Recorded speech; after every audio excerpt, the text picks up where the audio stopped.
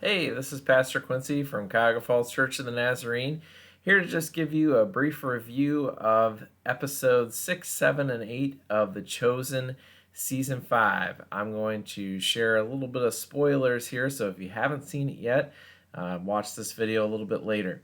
The Chosen Season 5 is coming out on Amazon Prime very soon, June 15th.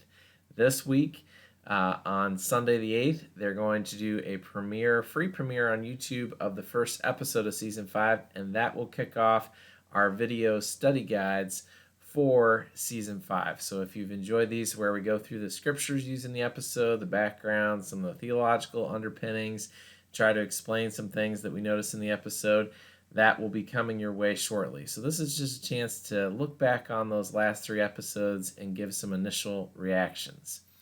Enjoyed seeing the decision to go back through some of the disciples' lives and highlight their experiences of Jesus, especially in the early going.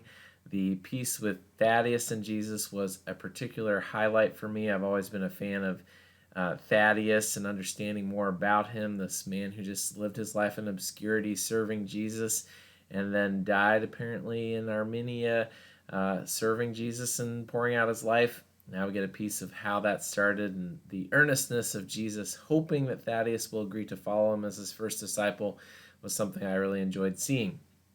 The Chosen continues to focus on Jesus' humanity, helping us understand that Jesus is fully invested in being a human, God incarnate in every possible way. And I appreciate that as a kenotic Christologist. I am in full support of understanding that. Notice that in the Garden of Gethsemane scene, Jesus over and over says, if it's possible, take this cup from me.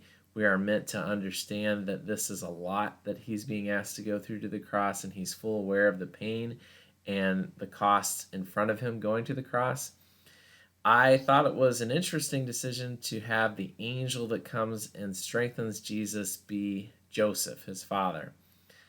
I don't have a problem with it creatively. An angel just simply means a messenger in some cases. We understand, of course, that there's no real reason to think that the people who die become angels. Angels are separate spiritual beings. But the word used for angel can simply be translated a messenger. So a messenger from God sent to comfort Jesus gives us this beautiful scene of Jesus' earthly father giving him comfort and strength as he is about to approach the hardest moment of his life. And as a dad with kids, with sons, I thought about how much I would want to be there in that moment for my son. And it brought me to a pretty emotional place thinking about that. We see the rush headlong off a cliff of Judas turning his back on Jesus and the hope that he has that this is going to turn things around and force Jesus to be the kind of Messiah that he expects.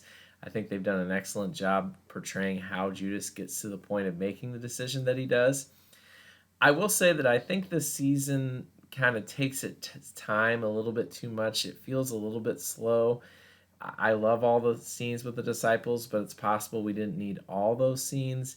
There's a lot with Atticus that seems like a little bit too much, a little bit over the top, and also with Rama's dad, Gophne. There's a lot there that doesn't necessarily seem like it was needed. Would it have been a little more worthwhile to spend some time flashing back to miracles that Jesus did, to other parts of his ministry, to bring some context to what he's going to do when he offers his body and his blood to his disciples? I think you can make that argument, but also this is just an amazing season. It's another great portrayal of the life of Jesus in a way that I've never seen any Christian media company attempt in a faithful way, in a way that presents him as a real human being who laughs and loves and lives just like we do. And I can't thank the Chosen, Dallas Jenkins, and all the writers and the actors and the producers of the show for the great work that they've done. And really looking forward to the emotional journey of season 6 and how it will bring me to a better understanding of the cross of Jesus, which is the center point of human life. And the cross is not just a one-time event in the life of Jesus, but it's the lifestyle in which he's lived his entire life, and I think the show will do a great job of presenting that to us.